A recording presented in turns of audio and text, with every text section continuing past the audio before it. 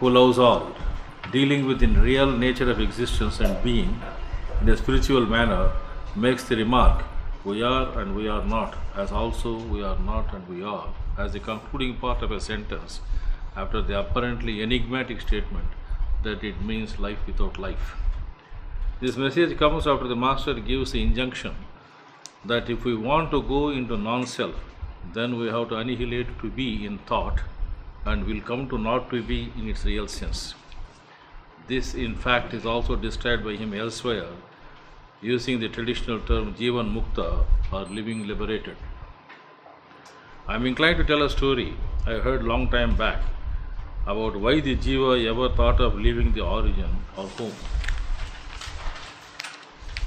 There was once a soul who knew itself to be light. This was a new soul and so was anxious for experience. It found that it is all light and pure consciousness.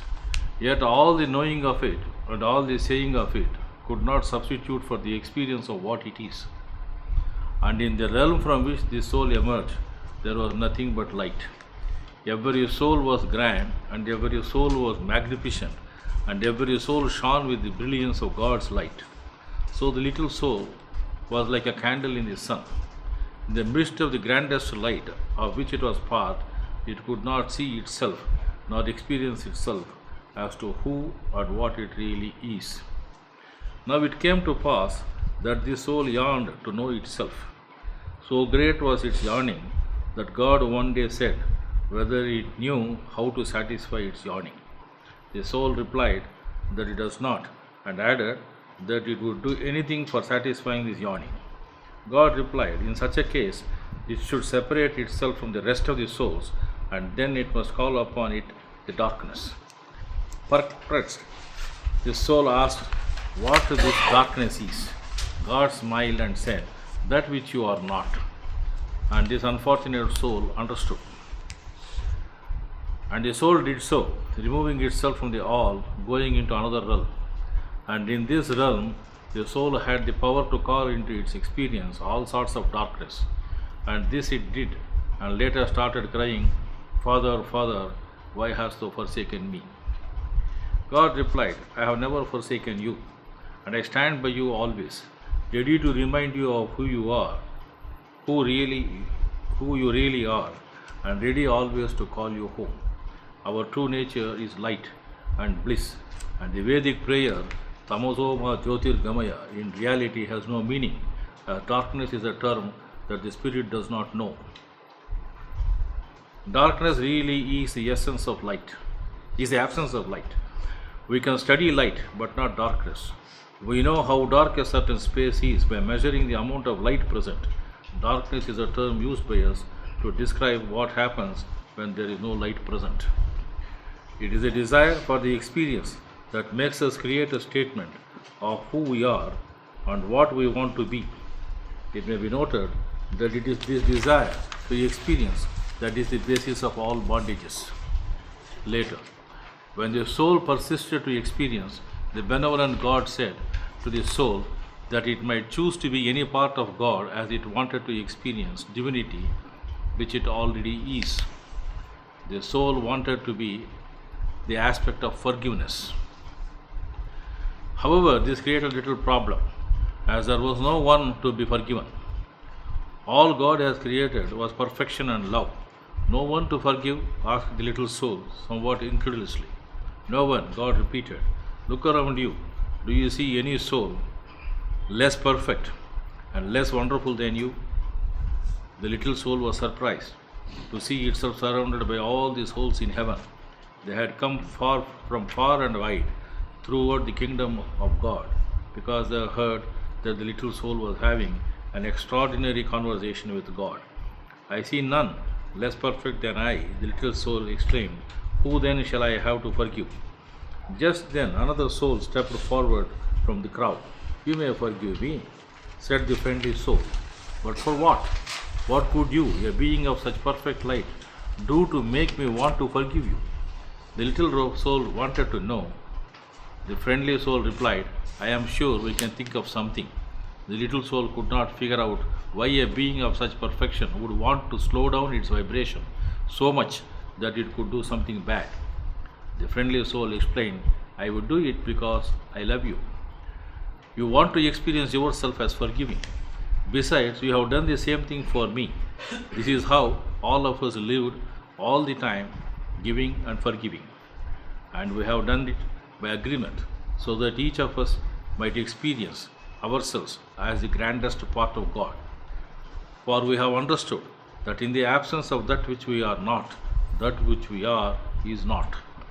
If we choose to be a thing, something or someone opposite to that has to be somewhere in the universe to make that possible. Even as that soul, we have all necessarily to choose some aspect of the divine, which we through our life project to the best of our ability. On an earlier occasion, we have studied this aspect while understanding the archetypal character of our individuality. Divinity in any aspect, it should be noted, is an act of giving, even if it means suffering to one's petty self. People who want to get divinized should learn how to give, and without learning that lesson in full, no one enters the realm of divinity. Service or giving to others is not just a sphere of our activities, it is the essence of our existence. To think that one does service in spiritual life without serving in the other planes of existence is a deceit that the ego plays. As the revered Babaji said, life is not life, we are living. There is something beyond and beyond. I hope all of us will see the better days if we are devoted to Him and Him alone. He also said that people ask the meaning of life. Life is meaningless in some person's minds, and this is a suicidal idea. Life has its meaning because there comes a force with it, and that reminds us of something which should be very precious to those who want to keep it within them. Accepting, turning towards the spiritual life is the beginning of life. The highest state of it is life in life, which lies hidden in the life itself. We should start for that life which is to be entered into. All abhyas leads us to that life. We should lead a life which is translucent, that is to be and at the same time not to be. It is neither light nor darkness. It is the wisdom of the ancients that there is no type of existence in which opposites do not coexist. In a sense, existence may also be defined as the coming together of opposites. It is the principle of the quest for unity between two apparently different characteristics of a substance. It tries to point out that the characteristics which the differences have also have an identicality. After the advent of our Master, there is a surge of this type of consciousness in human beings. It is happening everywhere, and those who can see are enlightened, and others will come to know soon. I mean to imply that some persons have undergone a spiritual awakening that also allows them to remain involved in ordinary life. Almost all these persons evolved through some meditation exercise, and no religion or religion has ever helped any in this growth. Religion needs to be transcended to know our true nature. The shift that initiates one into the translucent life is an awakening that is beyond thinking and feeling and changing experiences. Most of the time, most of us are glued to thoughts and feelings, beliefs, desires and fears, and all we know is the content of what is in the mind at that time. So we say, I am a vegetarian, I am spiritual, I am upright, I am angry, and so on. But we do not really know in that moment who we are, because who we really are is experiencing beliefs, experiencing thoughts, experiencing objects, moving, sounds being heard. When we examine the consciousness of the one who is experiencing during meditation and during the influx of Pranahuti, we describe that as absolutely peaceful. It is not just loving, but love itself. But when such love is developed in us, where service and sacrifice are acts of love and not accomplishments, the statement of the Master that love is the inner awakening to reality becomes true. It is that love that needs to be loved by all of us, and that is the title of the message under consideration. Revered Babaji Maharaj later in this message states, no doubt the world will be a paradise, but for that we have to work hard. Some surveys reveal that at present there are between 3 to 4 million persons worldwide who realize that they are limitless consciousness beyond birth and death, absolutely free. They realize themselves as embodiment of love itself. I am a very dedicated spiritual seeker for over 4 decades. I did everything I can to follow the footsteps of the masters of the natural path to get enlightened. I must frankly admit that I got enlightened very early, but the yearning and restlessness has not died down. I know the path, I know my master, I know my status, and yet the borders of love are not reached. Perhaps it has none. Such a border can be arrived at only when there is a total annihilation of to be in thought, and one come to a state of not to be in its real sense. When I really check my condition, and this is not easy, as the grip of love of the beloved is too tight to look at the other directions, I find just infinite empty space, space that goes on forever, and that is some energy which is neither light nor darkness. The reflective consciousness, when examined, is found to be just love and an immeasurable joy without emotion or excitement. It is what it is.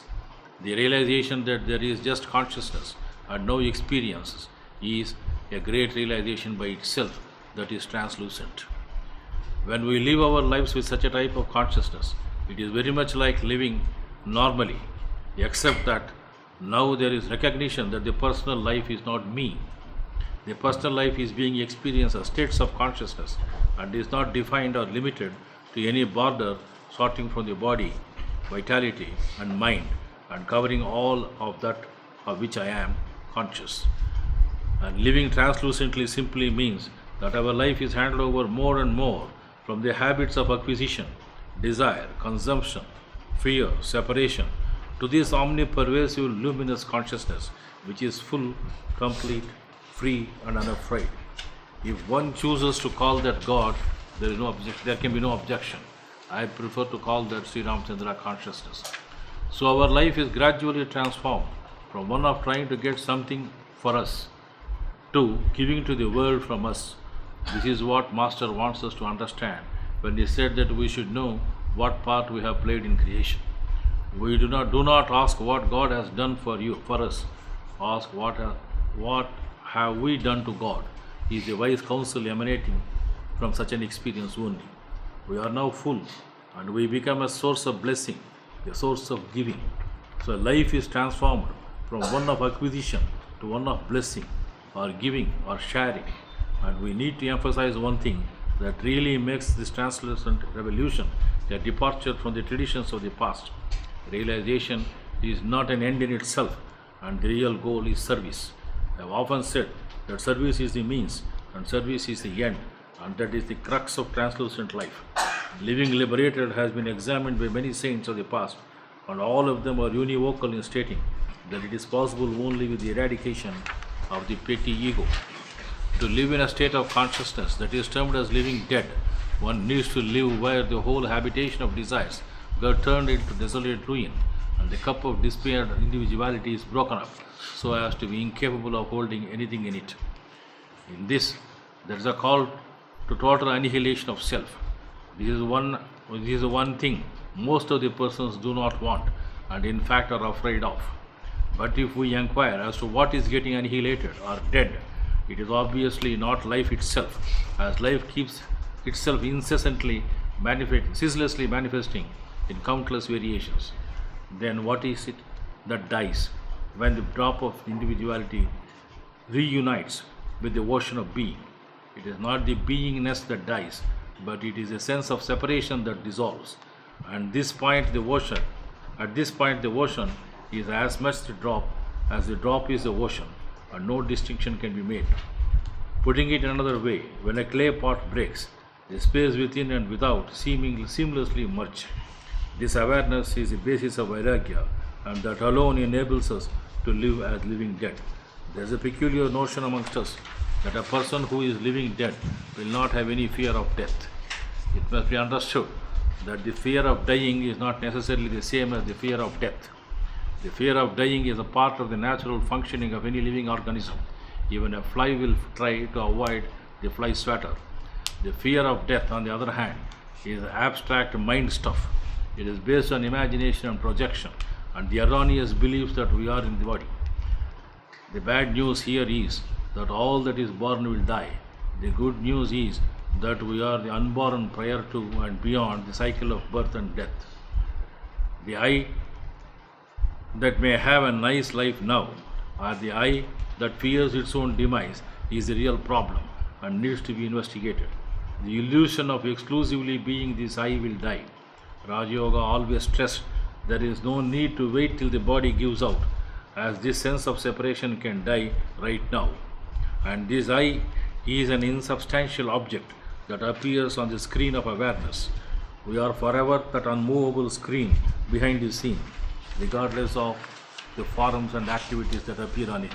We are not just this body-mind organism. An enlightened one says that God has stolen my false eye and brought me close to the true eye. This is what the gopis in Rasa Leela expressed in all their naivety. All colors have returned to the pure white. The journey is over and nothing but God exists. All attributes and relationships have been erased. The primal state has been re-established. What would be the features of such a person who is living dead? Since all relationships cease, one is not touched by pleasure or pain, greed, emotional attachment, and egotistical pride, and thus he would be the very image of God. God abides in such hearts. Such persons, it is agreed, in all mystic traditions, are the living liberated. They live and yet do not.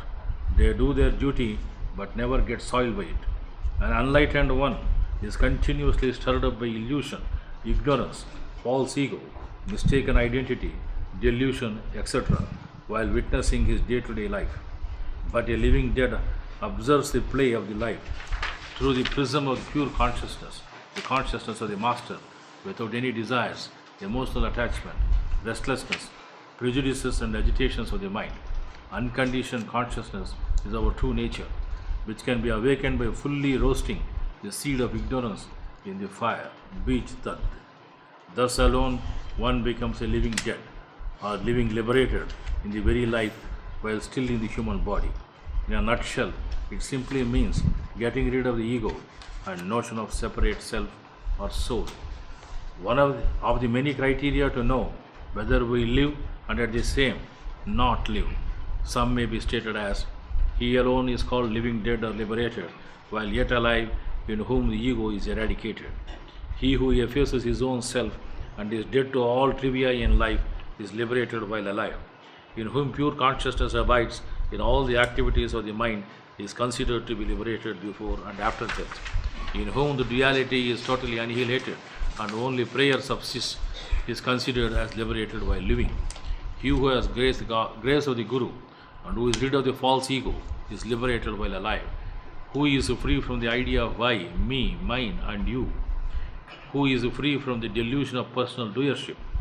Who is free of lamentation and hankering for material objects. Who is ever aware of his identity with all beings. Who remains undisturbed through reactions of material qualities, goodness, passion and ignorance. Who is ever situated in as a serf. Who is always in samatva or balanced or having a samadrishti, unaffected by physical death or birth. Who no longer concerns about bondages or liberation.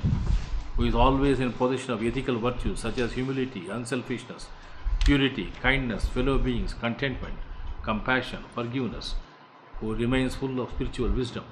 Who knows the truth and leads a truthful living. Who remains undisturbed by the world of flux. Persons who are living liberated are not interested in to reach a condition and say they have reached the goal. The goal is a march towards infinity, and there is no end point here.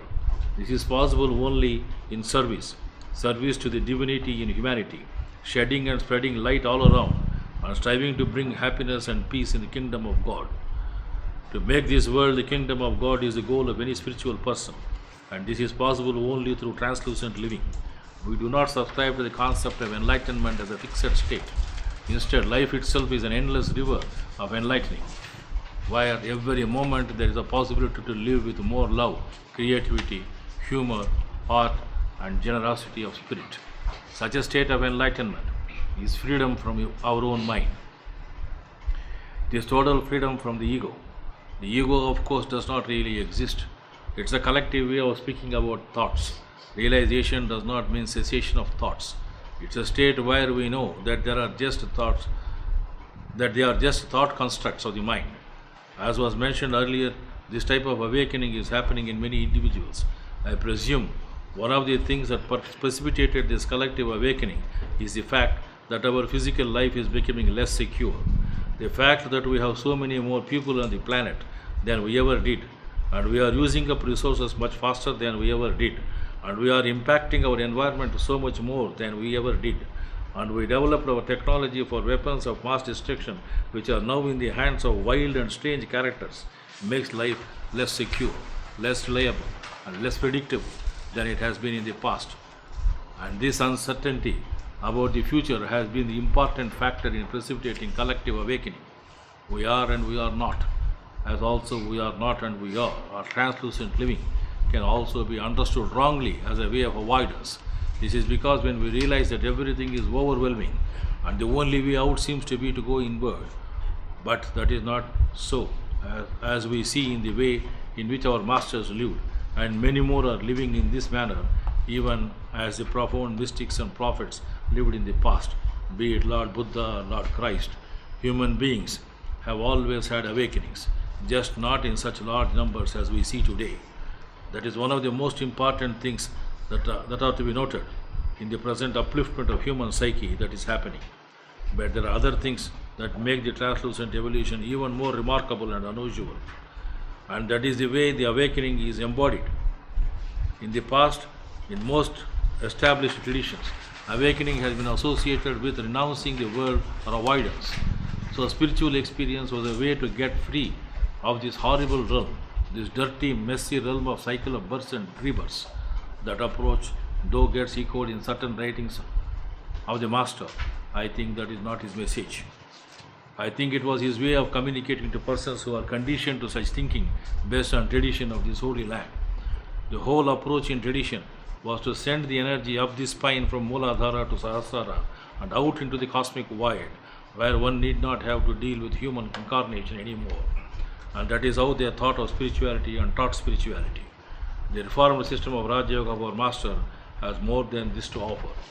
Revered Babuji's system is not any continuation of the old systems, but one which gathers into it the wisdom of the past and presents a way of life which will be justly considered as the beginning of a new era of spirituality. The system is for the ordinary householder who participates in every activity that is just and sanctioned by the society, expressing their relationship in an enlightened manner. Master asserted that he is not restricted to India, but his message is for the world. His is a method that integrates the awakening that is associated with Oriental traditions and the dynamic capacity for action that is associated with the Western civilization, Western cultivation of the psyche.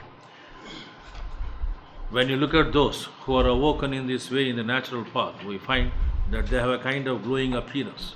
An enlightened person is someone who has awoken deeply enough to who he is really, and whose personal agenda of desires and fears and aspirations are semi-transparent. He is no longer opaque, and there is no secret with him. One may wonder whether what I say is something that is possible at all. We have been told that to be a Jeevan Mukta is not easy, and as a matter of fact, certain philosophers have said Jeevan Mukta is a myth and Videha Mukti alone is possible. That meant to throw away the possibility of this superior sort of living to the realm of the dead. As was stated above, nowadays there are more enlightened persons, but they do not think so, unfortunately, judging by the standards and parameters that are not applicable today. As they say, myths die hard. Realization is possible for all, and that is what Master asserts. True, it was considered impossible earlier.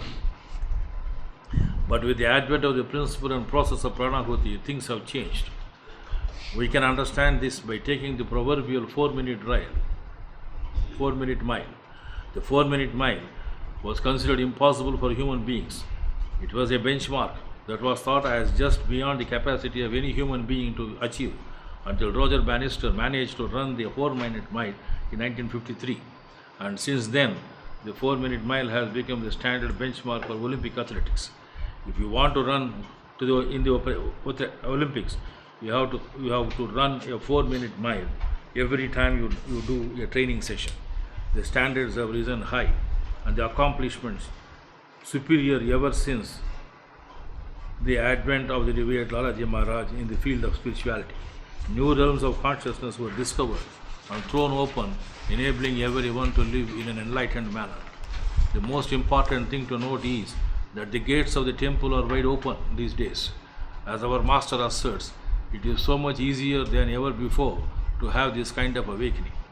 The only kind of prerequisite to awakening is a sincere interest in reality and practice the method so graciously bestowed to humanity, and then we realize we are deeper than our thoughts. Silence rules such enlightenment. Master asserts that we should work, and work if necessary without wages also. It is because through work alone one gets happiness. The hub of civilization lies in work. It is where we spend most of our time. If we love our work, we probably love our life. So that is the ground, or work sphere, where we can explore who we are and where we can explore Jeevan Mukta condition. When business is dominated by the old paradigm, it is about trying to get something. It is always an acute awareness of lack. In the unenlightened condition, everything is about lack. So is the old mind, hypnotized mind, is convinced there is something missing, there is a problem, and fixates on how to fulfill that lack. Consequently, business becomes about profit, and that is what is called the bottom line. The bottom line of business is how to make more profit. Till recently, it is profit that is the concern of any happiness, of any business. Now, the shift is towards the people who are to be served. Though cynically I may add, whatever it may mean, profit is not given up, but people are now the focus of business. The second change that is clearly observable is the focus on the planet, the Mother Earth. The business world now tries to dedicate itself to leaving the planet a healthier environment than the one it was. So the business gives more to the planet than it takes. For example, replanting trees would be a translucent practice. Another example would be business in the oil industry now is motivated to find sustainable alternatives to oil, and they are on their way to that. They are working a lot with solar panels, with fuel cells. They are exploring all kinds of clean alternatives to oil. Industries we find are thus trying to become translucent. The third change is in the way profit is looked at. No business can run without making money. But if a business only dedicates itself to profit and nothing else, which many corporations do, we have missed the point of being alive. Another dimension we observe in work sphere that is developing is that it is just people's physical. It is not just people's physical, vital, and mental interests and aspirations that are sought to be addressed to. Sincere attempts are being made to attend to the spiritual aspirations of the humans. The workforce is now recognized as not substitutes for machines, but as aspiring human individuals with a collective consciousness. It is not as though this concept of the human psyche is new totally. In every religion, there is a spectrum, of which one end is fundamentalism and the other the spiritual understanding. Oriental religions, and more particularly Hinduism, expresses such translucence. This is why religion becomes what it is intended to be. Such translucence can be observed in Buddhism, Jainism, and Sikhism, and to some extent in Sufism in Islam also. We are in the throes of a new era, as Dr. KCV put it. We are going through a transition. That means we are seeing symptoms of the death of the old order, and we are witnessing the symptoms of the rebirth of a new era. And so if we look at things in terms of what we are used to, we have some bad news. The economic structure we have is entirely based on the idea of something missing or lacking. God has given us all abundance, but we feel the lack, and that is due to the muck that we have acquired from the past. It's a truth that requires a thorough comprehension, that advertising only works with people who feel their life is missing something. In such a mindset, it is easy to persuade others, and then they can feel better with their latest product, which has been exclusively designed to meet the personal requirements.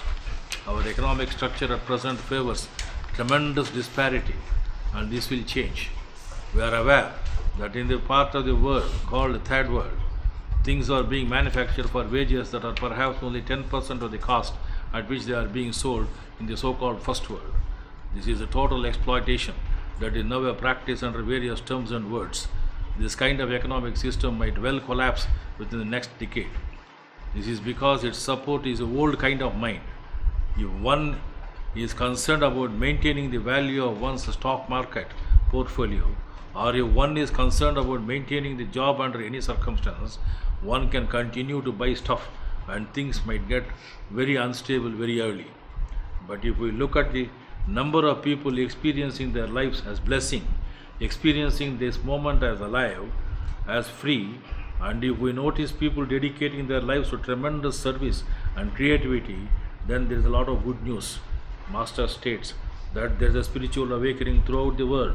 I feel that every day my work is becoming easier because it is now the divine dictate. The most important evidence is that there are so many people experiencing the shift of consciousness themselves. One may wonder how these small fragments of human population, accounting for 3 to 4 millions, in any way change the nature of the entire human population. This will be clear when we study the way that social systems change. Evolution is initiated through a small percentage of population reaching what is called a critical point or a tipping point. And this has most recently been explained by Malcolm Gladwell and his book, The Tipping Point. As I understand from a review of the book, he explained the shift in purchase of music from tapes to CDs did not go 1%, 2% and 3%. On the contrary, it went up by 0.1%, 0.2%, up to 0.9%, and then from 1% to 92%. And that seems to be the way, that seems to be how shift happens. Another fascinating parallel was that what happened just before the Renaissance. A few decades before the Renaissance, Copernicus was a theoretical astronomer who suggested that rather than the planets going around the Earth, they in fact went around the sun. Copernicus suggested that in fact we were all going around the sun, and that made sense. He died in 1540, and his books are still unpublished, so nobody knew about his theories. And it took Galileo, with the world's first telescope and other people, to test Copernicus' theories to discover they were accurate. By 1600, we were headlong into the Renaissance, and by 1600, everybody recognized that we were all going around the sun. That is how we shifted from feeling that we were in a universe governed by an eccentric deity to a universe that makes sense. It only took the more intelligent, educated people, probably less than 1%, to recognize what was true for the whole culture to change. We see that many times humanity has gone through a leap.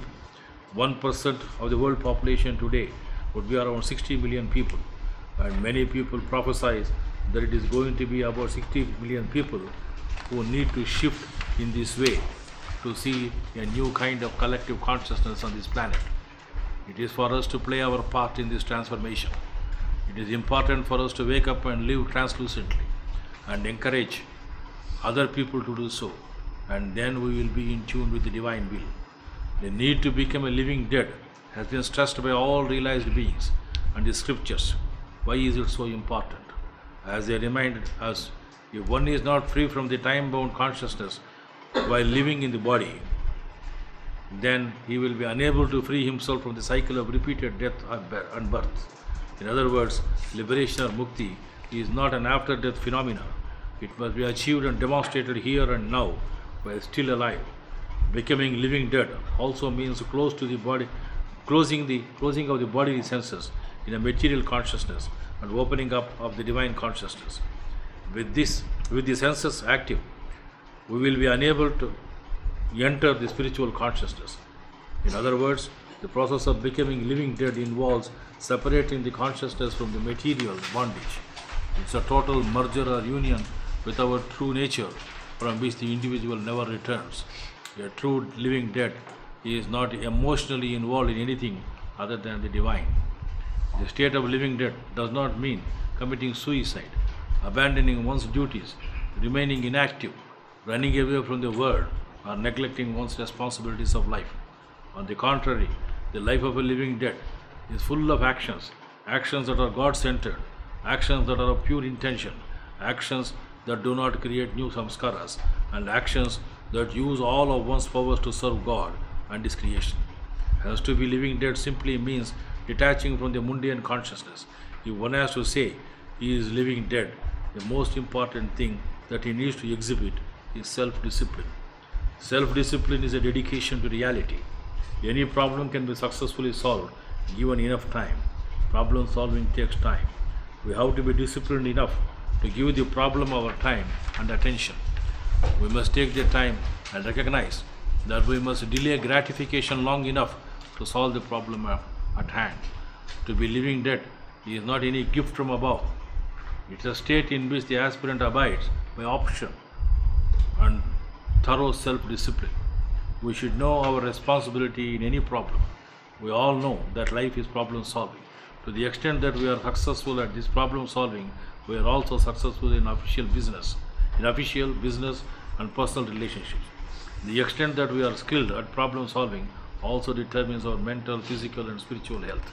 We must be dedicated to truth, and we must welcome discomfort as we proceed to live a life of living dead. We have noted earlier, it is not any static state. This is a state in which our master states the atoms of the body begin to convert themselves into energy, and then energy into its absolute. We must be willing to self-examine our thinking and contemplate over our true condition and accordingly interact with others. Constant self-examination is painful. A life dedicated to truth is a life of challenge, and challenge can be painful. Our goal as humans is transformation and reformation. On such an examination, we find new ways to interact with others, new routes to joy, but the road is not an easy one. But the new road is easier than many dead-end roads of our ancient traditions. In order to lead the life of a living dead, we need to be balanced in every walk of life. Balance is a tool that allows us flexibility in living. Balance is acting and reacting appropriately to life situations. Anger, for example, is bred into us and allows us to be alert at dangerous situations. However, our mind allows us the capability of choosing ways to express our anger in an appropriate way, or of deciding that there is no danger. This is how we use a self-discipline tool for balance. We choose an appropriate way of reacting to our emotions. Most importantly, to lead a life of living dead, we have to grow to our full potential. In order to grow to full potential, there are certain things that we must give up and accept. These are the conditions, states, desires and fantasies we must learn to give up in order to grow and transform. We must give up the state of infancy in which no external demands need be responded to. 2. The fantasy of omnipotence. 3. The desire of total possession of our parents. 4. The dependency of childhood. 5. The distorted images we have of our parents. 6. The freedom of uncommitment. 7. The agility of youth. 8. The fantasy of immortality. 9. Authority over one's children. 10. Various forms of temporal power. And 11. The independence of the physical health and ultimately life itself. Our spiritual yearning can be taken as an involved attempt to have a personal and intimate relationship with the Master. The living dead are living in, for and by the Master while refusing to get attached to anything that is mundane. This is a type of wooing. It has all the qualities of an addictive element. Addictions arise because they arise upon the appearance of adrenaline. Whatever gives us a sense of higher feeling, emotionally or physically, can lead to compulsion in the direction of the event or things that is associated with that emotion or physical event. Such wooing the divine, which is otherwise called as constant remembrance, is a condition where we are paying our attention at all times to the object of our yearning. We do feel a oneness with the Master, and yet we do not feel, because we insist that we must necessarily possess the object of our yearning. On the contrary, in true wooing, there is true yearning or living in the Master, for Master, and by the Master, and that is the condition where we are accepted. That's a plane of non-questioning and contentment. That's a religious passion, a passion for God and worship. In the condition of living dead, we transform this passion into a life-giving direction. By living to the awareness of our petty self as nothing but a serf to the divine, and dedicating such a self to the service of others, we know how to act and react appropriately and in a balanced manner.